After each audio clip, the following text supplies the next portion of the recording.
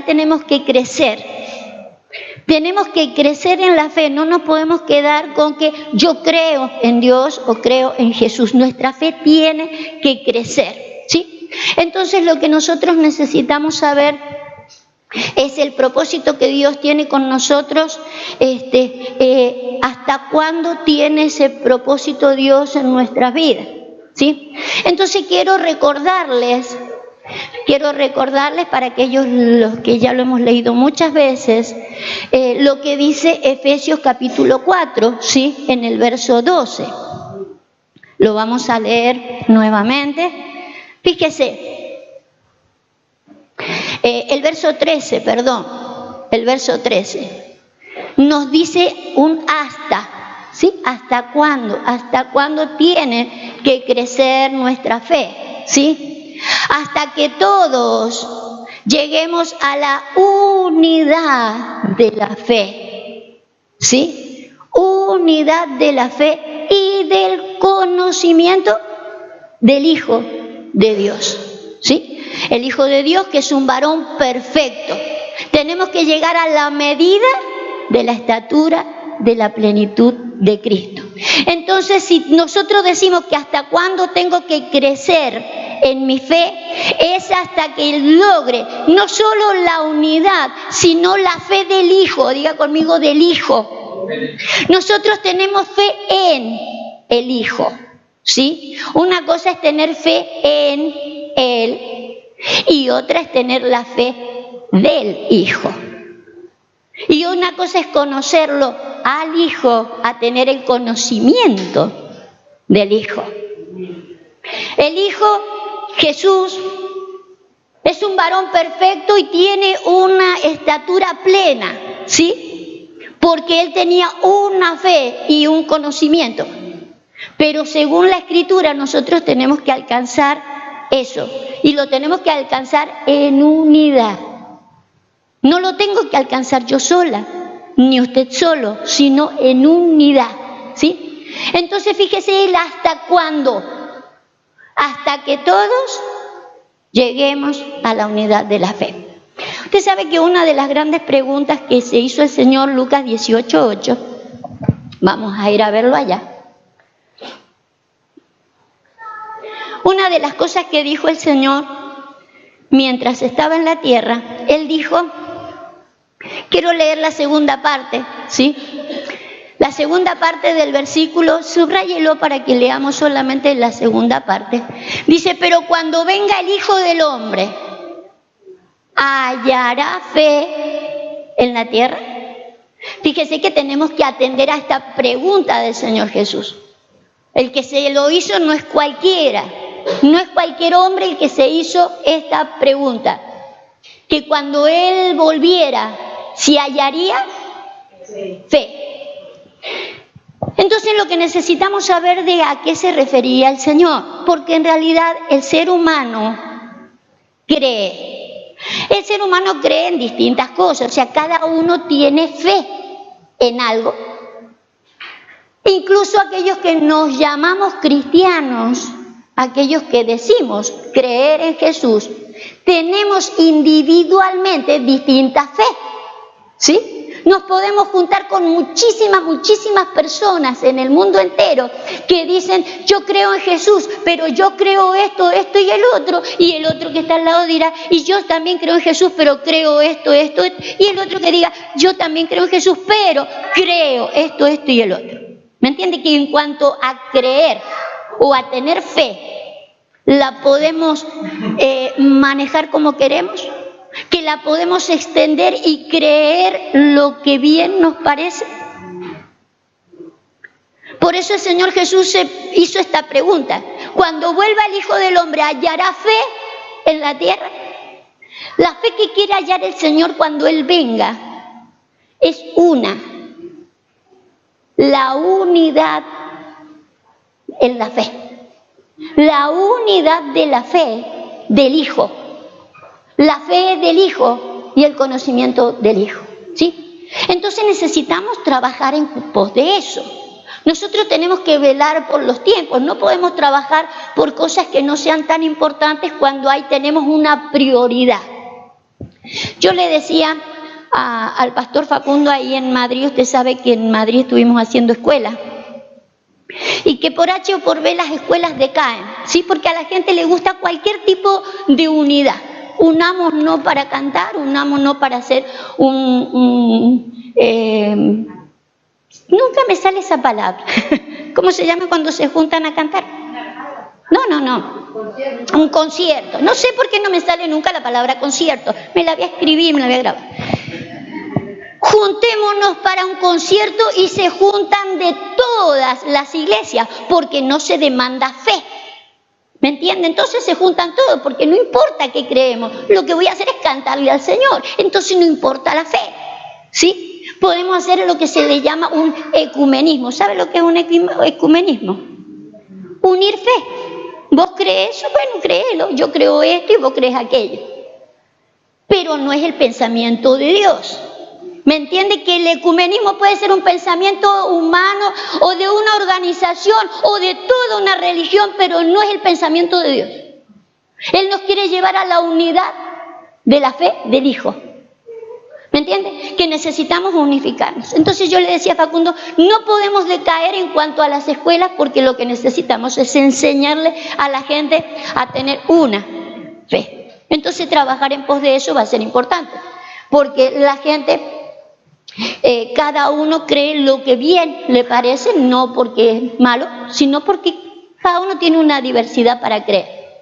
Pero el pensamiento de Dios es otro, ¿sí? La idea de Dios es que nosotros logremos una fe, ¿sí? Entonces lograr un pensamiento en cuanto a la fe en Dios va a ser importante. Me gustaría que me llevara a Isaías 55:8.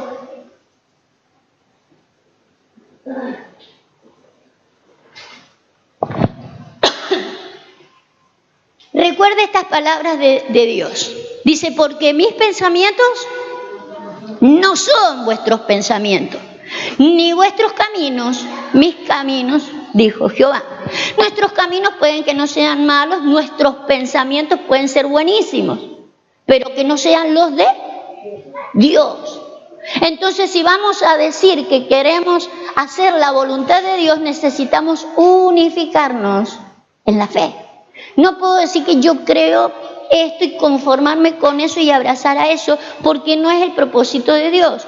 Por eso, como habíamos leímos en Efesios, es hasta que lleguemos a la unidad de la fe, ¿sí? Hay un hasta entonces en nuestro camino de la fe, hay un hasta en nuestro andar en la fe y crecer en la fe, y es un hasta que logremos la unidad de la fe y la del Hijo, ¿sí? No es de que ustedes los junte a todos a que tengan mi fe, ¿sí? Ni que sigamos a alguien que tenga su fe, sino la del Hijo. Tenemos que identificar la fe del Hijo, y esa solamente se encuentra en las Escrituras.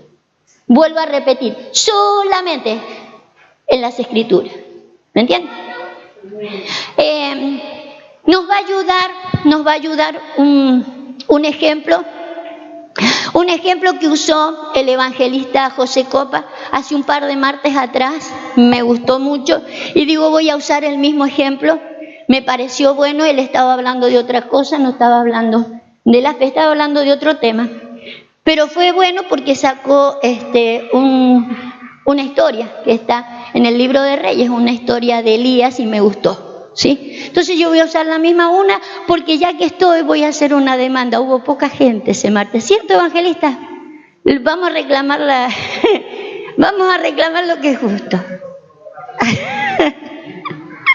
Entonces vamos a volver a mirar eso, vamos a irnos al libro de Reyes, porque entonces según el apóstol Pablo y el anhelo de Jesús es hasta que todos lleguemos a la unidad. Ahora, habrá que velar por eso, claro, porque la gente inconscientemente, inocentemente, cada uno tiene su propia fe y ha abrazado su fe, ¿sí? Aún diciendo que cree en el Señor Jesús. ¿Sabe qué? El apóstol Pablo dice en una oportunidad a una de las iglesias, la de Corintios, le dice, me temo que así como la serpiente engañó a Eva, vuestros sentidos estén también extraviados, ¿sí? los sentidos extraviados. Y sigue diciendo, porque si viene otro, trayendo otro Jesús. O sea que no solo por decir, no, yo creo en Jesús y ya estoy, ya estoy lista, tengo la fe que tengo que tener. No, el apóstol Pablo dice, si viene otro trayendo otro Jesús, ¿sí? Otro Jesús, ¿en qué manera traemos otro Jesús? Otro Jesús con otro tipo de fe, ¿sí? Usted sabe que nosotros nos podemos, por ejemplo, quedar con una imagen del Señor Jesús muy escritural, una imagen de Jesús velando solamente por los necesitados, por los hambrientos, por los pobres de la tierra, ¿sí? Y es una imagen de Jesús correcta, claro, pero no es todo lo que se ve en la Escritura sobre Jesús. La Biblia dice que Jesús vino a instalar el reino, a dar a conocer al Padre, instalar el reino. Entonces no me puedo quedar que mi fe tiene que ver con que abastecer a los pobres y a los necesitados. Sería una fe limitada, una fe que se quedó frenada. Entonces crecer en la fe del Hijo, ya no en el Hijo, para que no estén distorsionados nuestros sentidos, extraviados nuestros sentidos, y volvamos a hacer lo que hizo Eva de un principio, porque Eva, por así decir, dirían los españoles, se cargó el destino de los seres humanos, ¿sí? Entonces nosotros no podemos cometer el mismo error. Necesitamos unificarnos en la fe, ¿sí? Vamos a leer Primera de Reyes.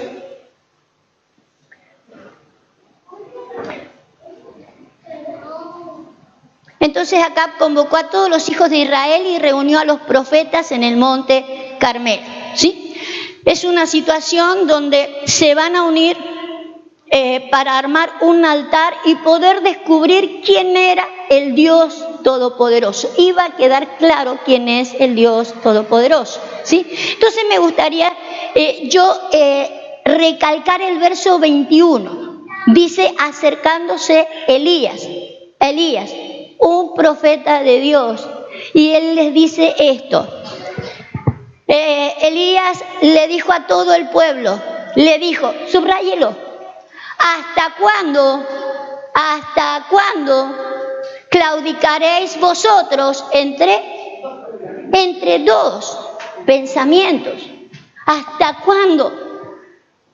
Fíjese que lo habíamos leído en Efesios, que Pablo dice hasta que todos lleguemos a la unidad de la fe.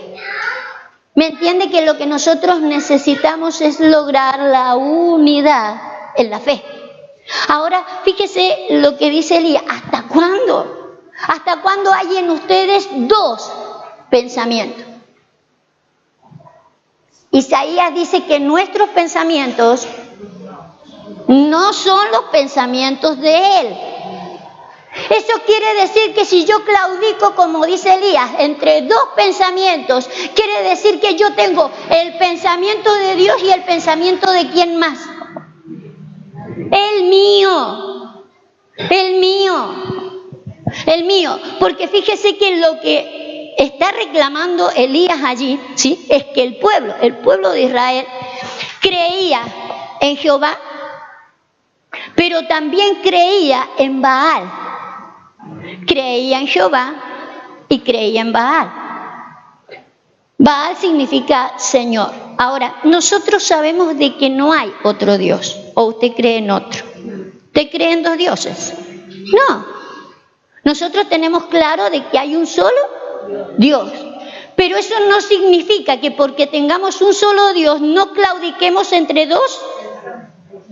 Porque uno va a ser el pensamiento de él y el otro, el mío. Baal no existía como nunca ha existido ningún otro Dios. Los dioses no existen, solamente existe Él. Entonces, pregúntese de dónde saca la gente el segundo pensamiento. ¿De dónde lo saca el hombre? De su propia imaginación. ¿Me entiende? Que uno puede decir, no, yo creo en fulanito de tal, pero si no existe otro Dios, ¿de dónde es ese pensamiento? De un pensamiento humano, que se ha prolongado, que se ha unido y que se ha hecho una religión por un pensamiento es otra cosa. Pero nosotros necesitamos lograr tener uno. La que tuvo el Señor Jesús es una fe. Por eso, fíjese, la pregunta de Elías es ¿hasta cuándo? ¿Hasta cuándo? Pero él no solo hizo la pregunta, porque no esperaba la respuesta. Dice que hubo un gran silencio. Y el pueblo no respondió palabra, porque no hay palabra para responder eso. No hay palabra para responder por qué yo digo que Dios tiene razón, que sus razonamientos son gloriosos, que son sublimes, pero a la hora de actuar yo actúo con mis... ¿Hasta cuándo? ¿Hasta cuándo? Pero la idea del hasta cuándo no espera Elías que la responda el pueblo. Lo llevó a un acto que creo que nos va a servir a que nosotros logremos, como lo dice en el libro de los Efesios. Pablo no le pregunta a la gente ¿hasta cuándo vamos a tener cada uno nuestra fe? El apóstol Pablo no le dice a la gente ¿hasta cuándo cada uno va a hablar lo que bien le parece? Les dice el cómo. El cómo se logra tener una misma fe y un mismo conocimiento. Se lo enseña él. Como lo enseña aquí Elías. Entonces yo quiero que miremos el proceso que hace Elías, porque si bien acá hay figuras, es el mismo proceso que Dios está haciendo hoy en la tierra. ¿Me entienden? Vamos a verlo. Vamos a ver el proceso. Verso 30.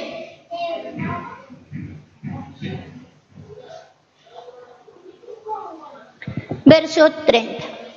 Dice, entonces dijo Elías a todo el pueblo, acercaos a mí, y todo el pueblo se le acercó, y él arregló el altar de Jehová que estaba, fíjese cómo estaba el altar de Jehová, arruinado el altar de Jehová, ¿sí? Usted sabe que dice la historia de lo que iba a suceder acá, lo que hace Elías es proponerle a que los profetas que le daban crédito a Baal, ¿sí?, hicieran un altar y después clamaran y todo para que el Dios de ellos se dejara ver. Y Elías dice, nosotros vamos a levantar este altar a Jehová. ¿Cómo estaba el altar? Arruinado. Quiero que mire cómo comenzó a restaurar un altar arruinado. Verso 31. Y tomando Elías 12 piedras, conforme al número de las tribus de los hijos de Jacob, al cual había sido dada palabra de Jehová, diciendo, Israel será tu nombre. ¿Sí? Fíjese cómo empieza él a restaurar el altar de Jehová que estaba arruinado. Comienza a colocar ¿qué? Piedras, pero las piedras tenían el nombre de los hijos de Israel. ¿Me entiende? Que comienza a edificar un altar en nombre de todo el pueblo. Lléveme a Primera de Pedro. Nosotros necesitamos saber de qué. Cada uno de nosotros tiene un altar. ¿Tiene un altar usted? Más le vale. Nosotros tenemos que tener un altar en nuestras vidas. Hay un altar donde nosotros tenemos relación e intimidad con Él. Es un altar. ¿Me entiende? El cual no puede estar arruinado. Asegúrese que su altar esté reluciente. Pero nosotros dijimos recién que una de las cosas que pretende hacer el Señor es unificarnos en la fe. Y nosotros en nuestro propio altar, puede que vayamos a Dios y nos dirijamos a Dios como bien nos parece. Y que le pidamos lo que bien nos parece en nuestro altar. ¿Sí? y creamos lo que bien nos parece. Y usted sabe que Dios es tan bueno. Dios es tan bueno de que por ahí dice, bueno, es que cree eso y me tiene paciencia en mi altar. Pero lo que está haciendo Elías es queriendo arreglar el altar de Jehová en nombre de todo el pueblo. Lo que quiere hacer Pablo en el libro a los Efesios, lo que quiere es restaurar un altar, por así decir, en una iglesia, porque lo que quiere es establecer una fe y un conocimiento, el del Hijo de Dios. En nuestros altares personales yo puedo decir, yo creo que el Señor, yo le pido esto y creo que me lo va a dar, en mi altar personal. Pero hay un altar que es el que tenemos que establecer, el de la unidad de la fe. Necesitamos restaurarlo entre todos.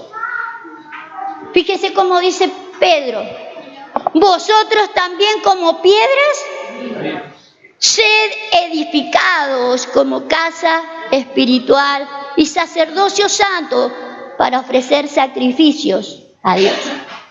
Soy una piedra viva.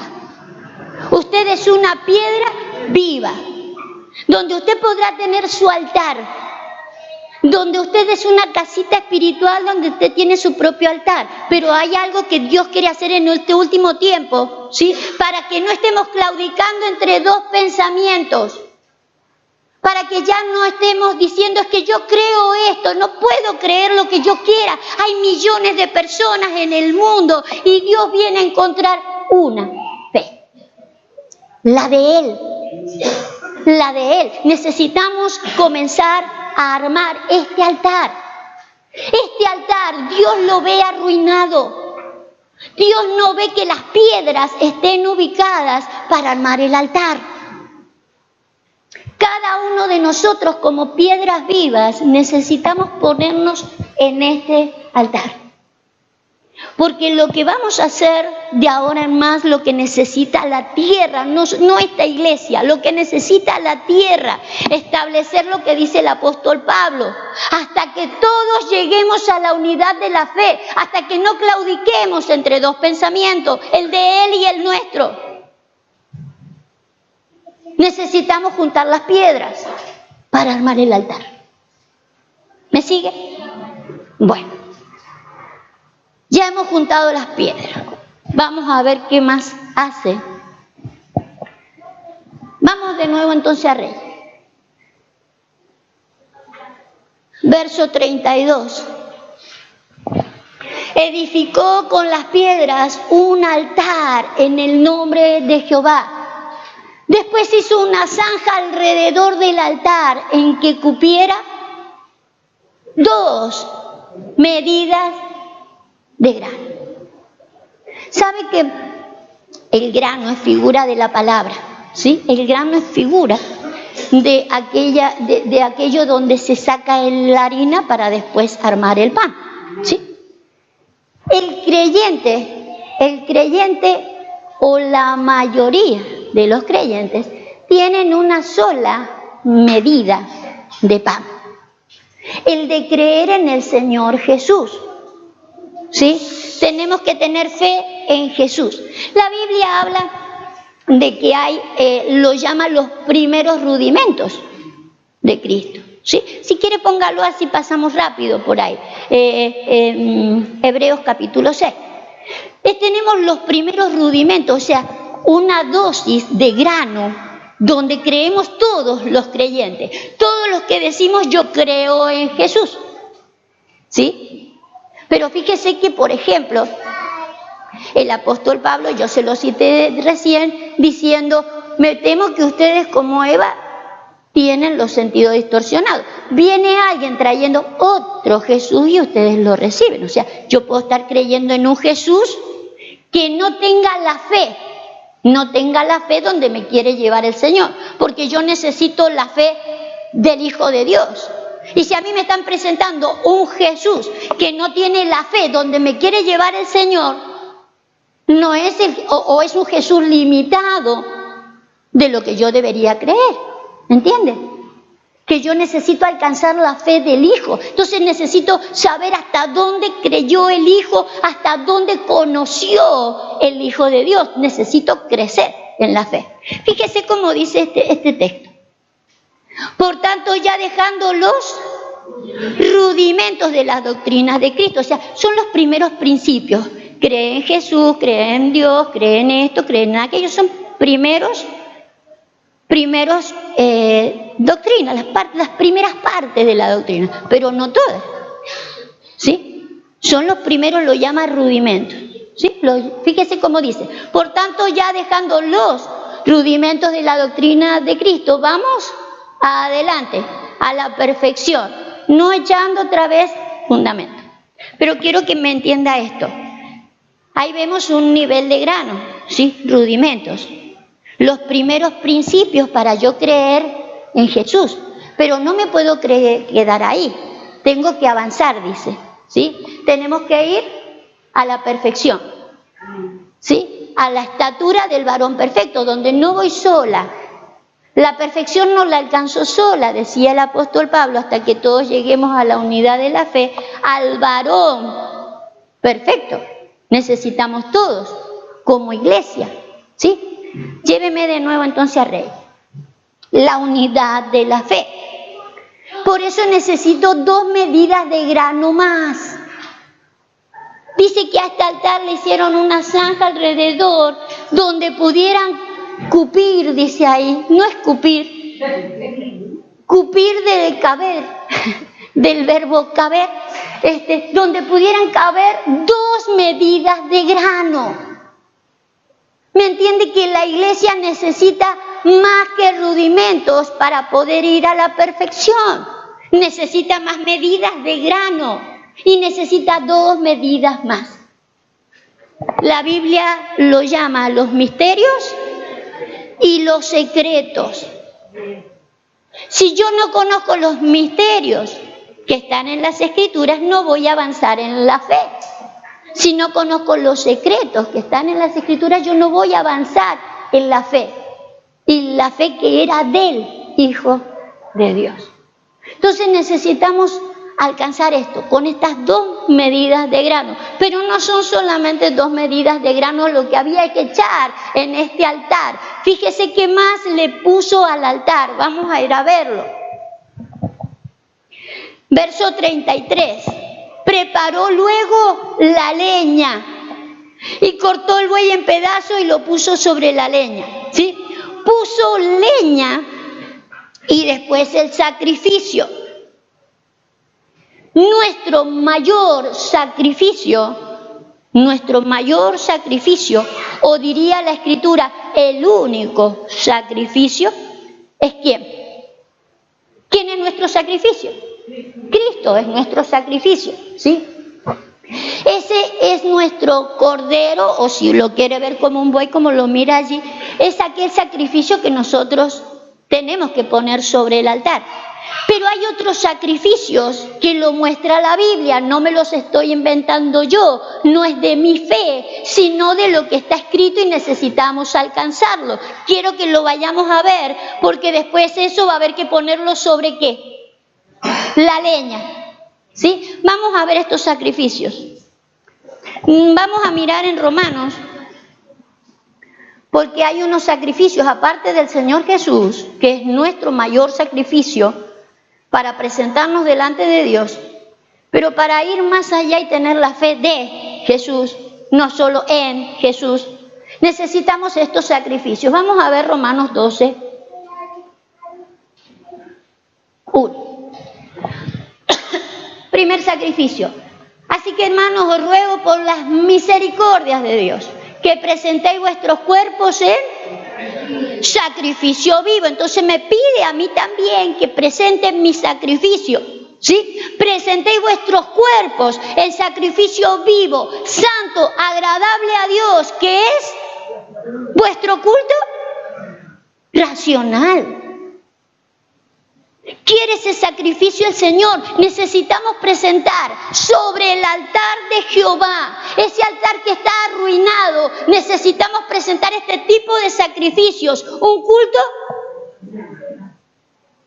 Póngase a pensar por un momento cuántos cultos racionales hay en la iglesia de Jesucristo. Cuando pareciera que la razón dentro de los cultos de Dios no es necesario. Yo creo en Jesús y creo en lo que bien me parece. Y creo que ahora va a ser esto y creo que mañana va a ser aquello. Y creo acá y creo allá. Distorsionado. Una fe. No tengo una palabra exacta para poner. Pero esas cosas que creemos por fe, yo creo que Jesús va a hacer esto, yo creo que esta noche el Señor va a hacer aquello, yo creo esto, yo creo esto. Cuando no tenemos justamente un asiento bíblico por ahí para poder declarar todo lo que declaramos. Por eso presentar nuestro cuerpo también en un sacrificio vivo, santo, y que haya un culto racional, ¿sí? Para que yo opine yo, para que vengan mis razones. No, para que yo razone las razones de Dios. Para que si yo voy a declarar algo, tenga que ver con un razonamiento divino. Para que si yo voy a pedir algo, tenga que ver con un razonamiento divino. Para que todo lo que vayamos a hacer o lo que vayamos a encarar tenga un razonamiento divino. Porque si no, puede que ni nos demos cuenta, pero en realidad, ¿sí?, los pensamientos de Dios estén alejados y los que estemos poniendo en medio nuestro, sí, sean los pensamientos nuestros. Y estemos claudicando entre dos pensamientos, o divagando entre dos pensamientos, o delirando entre dos pensamientos. Llevarnos a una fe sana es lo que el Señor pretende, una sana doctrina, una sana fe. Creer cosas imposibles para los hombres, pero que sean lógicas dentro del plan eterno de Dios. ¿Me entienden? Que podamos encajar lo que Dios pretende encajar, y para eso yo necesito que mi culto racional, ¿sí?, mis pensamientos estén expuestos al razonamiento de Dios. Tiene que estar expuesto allí, ¿sí? No podemos hacer culto solamente de alabanza, ni culto solamente de fe, sin estar direccionados en la fe. No podemos hacer culto de cualquier forma porque no tiene que ver con el verdadero sacrificio al cual el Señor nos está llevando, ¿sí? Para poder unificar a la tierra, a la iglesia, perdón, dentro de la tierra. Hebreos 13:15. Otro sacrificio.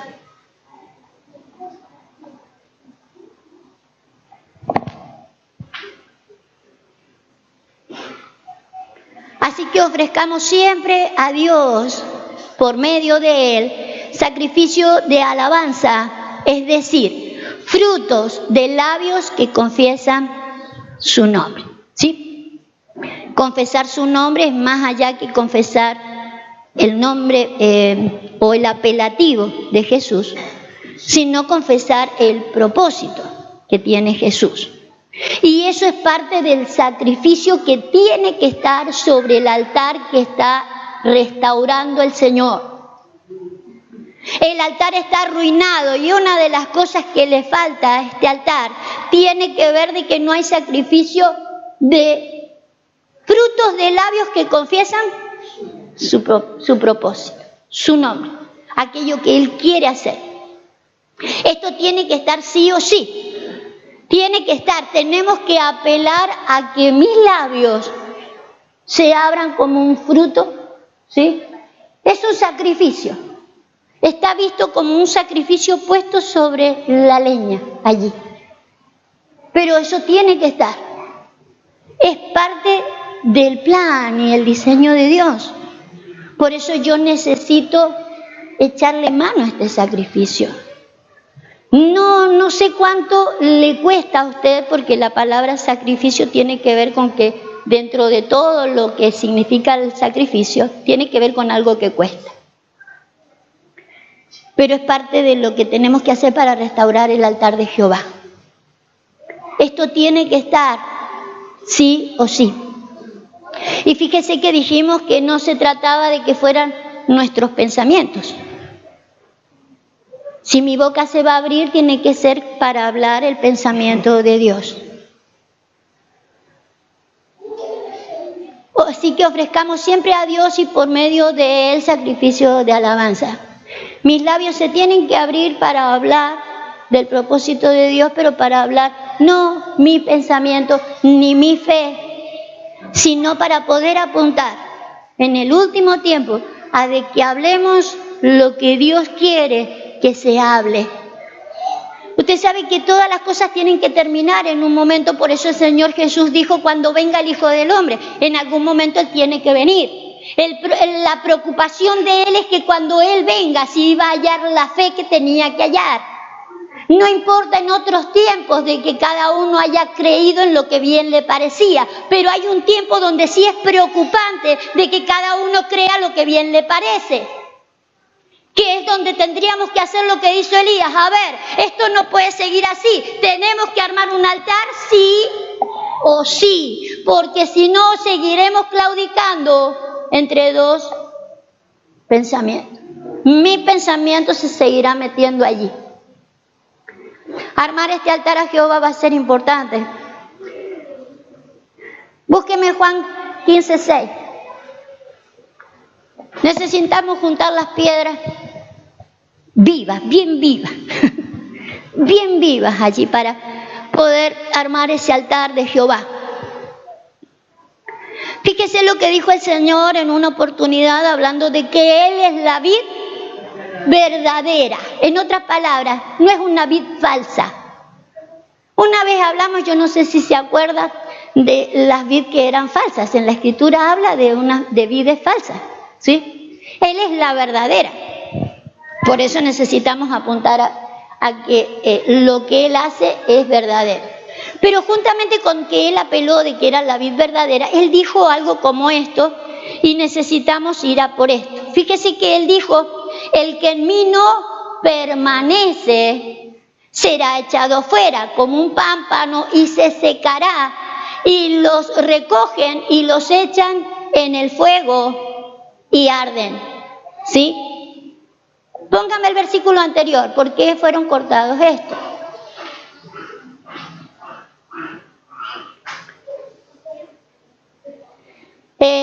Yo soy la vid y vosotros los pámpanos. El que en mí no permanece y yo en él, este lleva mucho fruto, porque separados de mí nada podéis hacer. ¿Sí? Entonces algo que nos advirtió, yo soy la vid verdadera, yo no soy falsa. Ustedes tienen que permanecer en mí, en lo verdadero, y no solo permanecer, sino llevar fruto. Si no llevaba fruto, dice la Escritura, que sería cortado. Queda como una leña. Dice, no sirve más que para ponerlo en el fuego. Pero esa leña la vamos a necesitar en este último tiempo. Necesitamos reconocer cuando realmente yo no he permanecido o quienes no han permanecido en la verdad. No ha llevado fruto. Recién decíamos fruto de labios que confiesan su propósito. Con los ojos del entendimiento, con un culto racional, nos vamos a dar cuenta de que hay mucha leña. Mucha leña. Pero es la oportunidad que Dios les quiere dar en el último tiempo de poder estar en su altar. ¿Sabe que si no hay leña no hay sacrificio? Porque es necesario que encendida la leña se pueda hacer el sacrificio. Entonces fíjese lo bien que nos viene en el último tiempo poder juntar la leña. Poder reconocer aquellos que, como dice el Señor Jesús, si en mí no llevan fruto, son cortados. Pero fíjese la oportunidad gloriosa que el Señor les da para el fin de los tiempos.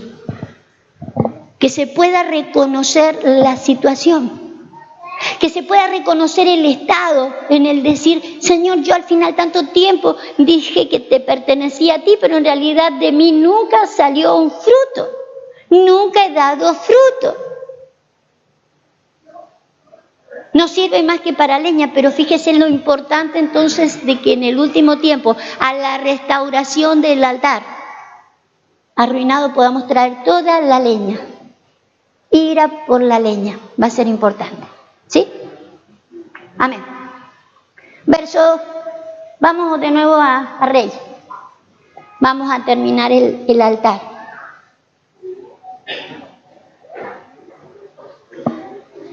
Me faltó una ofrenda. ¿Nos vamos a mirar la ofrenda primero? Filipenses 4:18. Fíjese esta ofrenda que nos cuesta tanto a todos.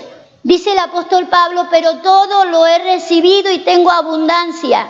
Estoy lleno, habiendo recibido de Epafrodito lo que enviasteis. Olor fragante, sacrificio acepto, agradable a Dios. ¿Qué es lo que había recibido el apóstol Pablo? Una ofrenda económica, ¿sí? Y él lo agradece, pero lo que dice juntamente con los agradecimientos, ¿sí?, de lo que habían enviado a través de este hombre, Epafrodito, él lo que dice, eso es un sacrificio, como dice, un sacrificio acepto. ¿Un olor fragante para quién? ¿Para Pablo?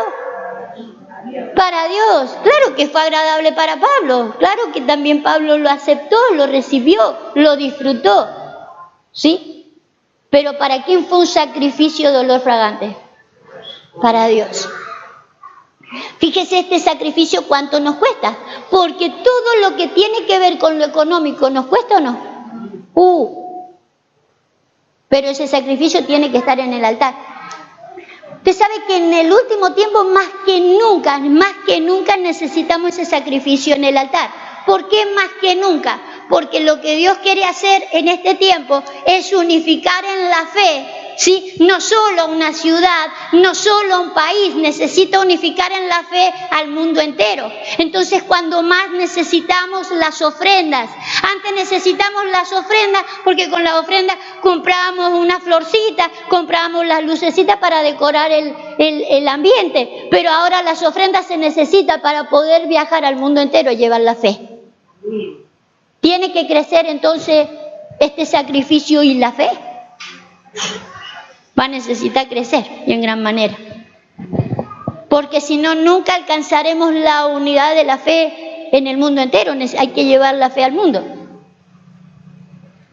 Antes nos conformábamos con que tuviéramos acá la fe y que a ver si podíamos alcanzar a alguien en el barrio. Pero necesitamos llevar a la iglesia la unidad de la fe.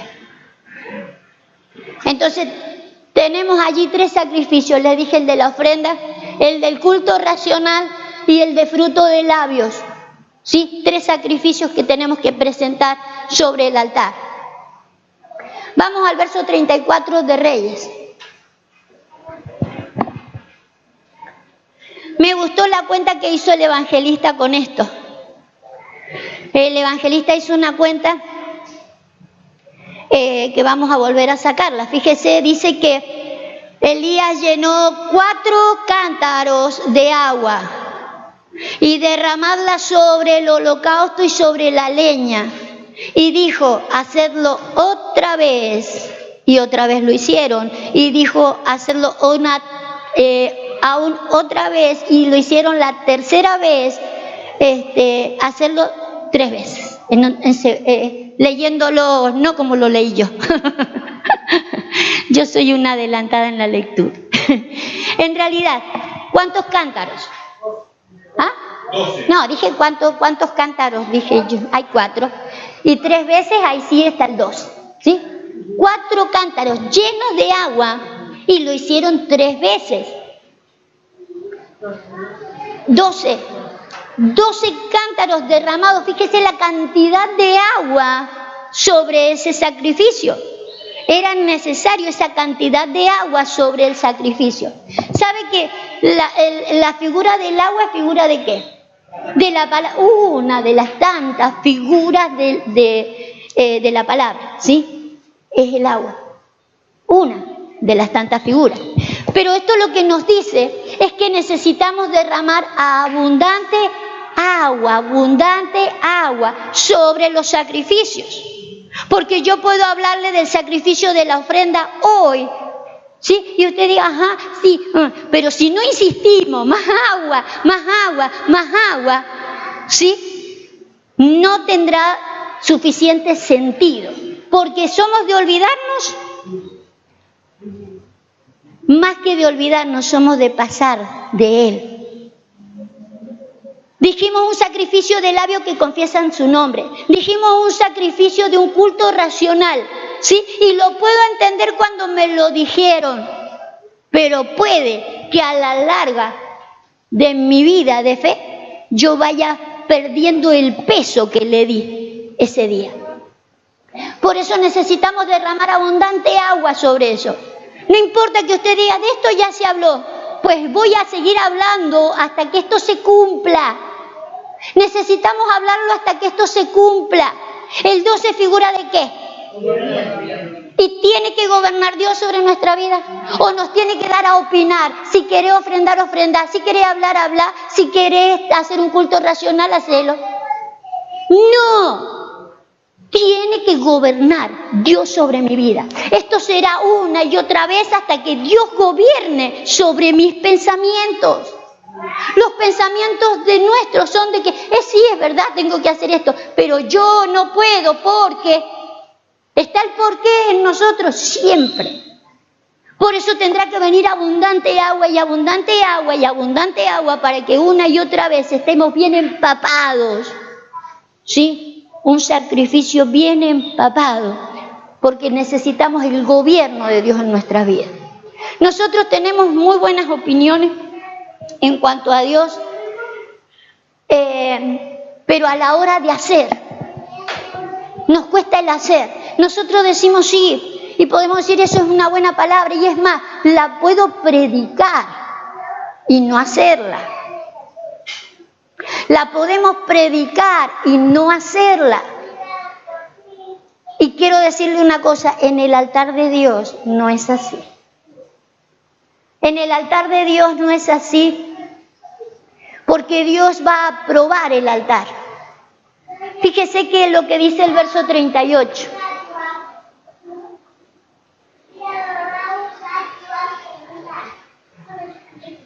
Entonces cayó fuego de Jehová y consumió el holocausto, la leña, las piedras, el polvo y aún lamió el agua que había en la zanja. Este Dios contestó con fuego. En el otro altar bailaron, saltaron y todo lo demás, pero nunca cayó fuego del cielo. Elías dijo, el Dios que responda con fuego, ese es Dios. Y yo quiero mostrarle el fuego con el que Dios nos va a mostrar de que Él responde. Búsqueme primera de Pedro 1:7. ¿Sabe que en el altar de Baal nunca cayó fuego? ¿Sabe que en estos altares que nosotros edificamos con nuestros pensamientos, nosotros podemos tener buenísimos consejos, donde nunca nadie, ni nosotros mismos, ni nuestros propios consejos nos probarán? Hay mucha gente que ha escrito libros tratando de enseñarle a otro una buena forma de vida, pero nadie ha venido a probarlos a ellos si verdaderamente lo están haciendo. Hemos tenido filósofos durante toda la vida. Nadie vino a ver si el filósofo hacía lo que él decía. El otro día nos encontramos una frase hermosa en los sobrecitos de azúcar. ¿Cierto, evangelista? Lo tengo hoy día el evangelista. Lo he tomado como un ejemplo. Con él estuvimos tomando un café antes de ir a la radio y con los otros hermanos que venían con nosotros. Y había una de esas tantas frases célebres. ¿Se acuerda cómo decía? No se acuerda, ¿ves? ¿Ves lo que hay que echarle más agua? Así son las cosas de Dios. ¿Ves que hay que venir con más agua y otra vez porque nos olvidamos? Los hombres nos olvidamos de las cosas, por más que digamos, qué tremendo y qué fantástico, después nos olvidamos. Hay que venir de nuevo y que venir de nuevo. Lo que leímos ahí no era una frase bíblica, era una frase de alguien. Decía que nuestra vida pasa volando. La vida del ser humano pasa volando, ¿sí? Y nosotros somos los pilotos. Dígame si no está bueno. ¿Ah? ¿Me lo entendió? ¿O se lo más agua? La idea es de que si la vida pasa volando, yo tengo que saber de que soy el piloto. Entonces es cuestión de que yo maniobre esa vida y la haga. Una linda frase. Ahora, ¿alguien va a ir a investigar si el que lo escribió lo está haciendo? Nunca. Nunca. Los filósofos siempre han escrito cosas y nunca ha venido nadie a probar si lo que dijo, si lo que declaró era así. Y amén. Pero nuestro Dios sí.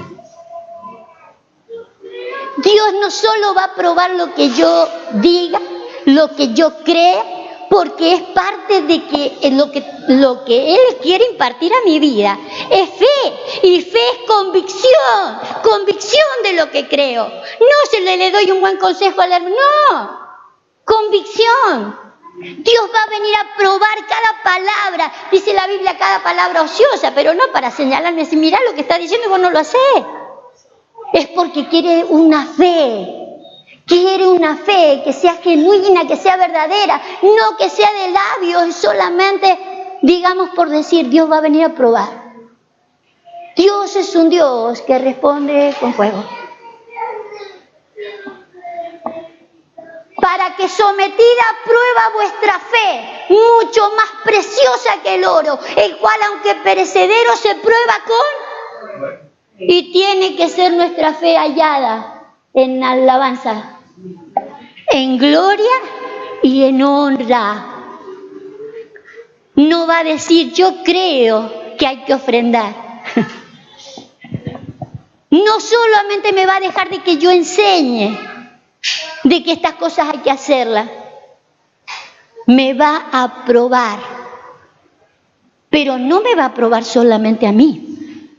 Cayó sobre todo el altar. Dios va a venir, dice, cuando sea manifestado, va a venir el fuego, porque Dios es un Dios que prueba. Nuestra fe tiene que ser probada y tiene que ser hallada como Dios quiere hallarla. Amén. Por eso vamos a necesitar mucha agua, porque nosotros necesitamos tener una fe genuina. Nosotros tenemos que tener la fe que Dios pretende hallar en nosotros cuando Él venga. ¿Sí? Y una de las cosas que necesitamos hacer es saber de que Dios nos usará a nosotros mismos como los futuros Elías. Sabe que nosotros estamos armando este altar acá, pero hay mucha gente que desconoce eso. Dios tiene que levantar otros Elías, ¿sí? No que vayan con esta misma prédica. La idea es de que podamos unir a la gente, ¿sí? A una misma fe. A una misma fe. Amén. Vamos a orar por esto. Vamos a orar por esto porque tenemos un Dios glorioso, un Dios que no va a dejar que las cosas sucedan porque sí. Él va a ayudar a que las cosas sucedan porque Él es Dios. Usted sabe que la fe no solo, dice la Escritura, viene por el oír la palabra de Dios. La fe viene de Él. La fe viene de Él. La fe que necesitamos viene de Él. No es algo que está generándose y gestándose en usted porque sí. La produce Él. Vamos a orar. Padre, te bendecimos en esta hora. Te damos gracias, mi Dios amado, por lo que tú estás haciendo en este tiempo. Señor, queremos alinearnos contigo en estos últimos tiempos, en estos postreros días, oh Dios, donde tú quieres unificar a tu iglesia en la fe. Donde, Señor, queremos responder a tu pregunta, si hallará fe en la tierra. Queremos, Señor, levantarnos como Elías, a restaurar, Señor, lo que esté arruinado, a poder, Señor, juntar las piedras vivas y poder armar un altar para adorarte, un altar para exaltarte, un altar para glorificarte, un altar para poder declarar: nuestro Dios gobierna, nuestro Dios gobierna, Él es el Rey. Y gracias porque derramarás mucho fuego sobre nuestras vidas. Gracias porque tu fuego probará y sacará lo mejor de nuestra fe. Porque lo que tú estás haciendo no es jugando con nosotros a ver quién tiene más fe. Señor, nuestra fe, nuestras convicciones son para vivir una vida abundante. Nuestras convicciones eran para vivir una vida como la que tú tenías preparada para nosotros. Porque nuestras convicciones nos harán trascender de esta vida a la venidera. Padre, queremos estar preparados, no solamente nosotros, sino que anhelamos hacer el trabajo de Elías, hacer el trabajo de Pablo, el de poder, Señor, unir a otros en una misma fe, en una fe genuina, en una fe verdadera. Poder juntar, Señor, todas aquellas ramas desgajadas por ti, para poder armar este último altar, oh Rey, para que ellos también sean parte de este último altar, oh Dios, donde tú estás unificando a los tuyos. Nos ponemos en tus gloriosas manos, oh Rey, para que esa fe que viene de ti, esa fe que, como dijo Pablo, no es de vosotros, es don de Dios. Gracias por tu don inefable, en el nombre de Jesús. Amén y amén. Gloria a Dios. Bendecimos, Dios.